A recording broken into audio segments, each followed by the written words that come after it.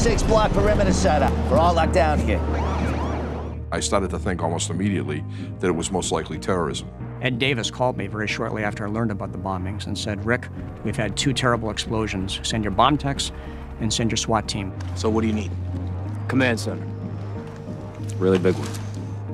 The Black Falcon, the FBI wanted a giant warehouse where they could literally recreate Boylston Street, which they did. And they figured out where all the video cameras would have been positioned. And then they had hundreds of agents poring over these video footage and studying the site. They got so much footage from the cameras on the street and from people filming the marathon that it actually crashed the government servers. FBI servers just got 12,000 emails in under a minute. Holy Christ. And we're crashed. This one agent was able to identify one individual who appeared to be looking away when everybody else was looking towards the bomb, and that's what started it all. Boss! Later that afternoon, we obtained additional film footage of Dzhokhar walking with Tamerlan down Boylston Street, both carrying backpacks.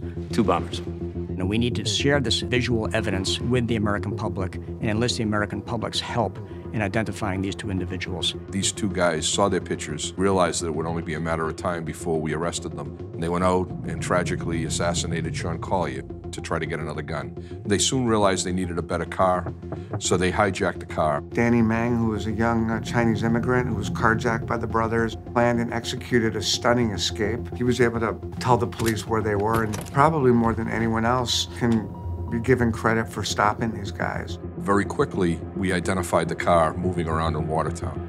And the Watertown police, all of a sudden, they're in a shootout for their lives.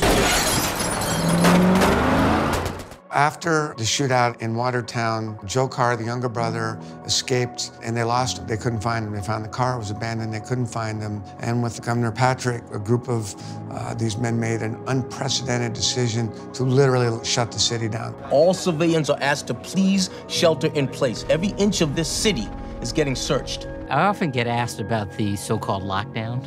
We ask people to shelter in place, just to give us the room to do whatever needed to be done for however large an operation this might have been. In fact, I also had the train to New York stopped. One of the decisions they made that is so remarkable is the instinct to include the people of Boston as part of the defense of Boston.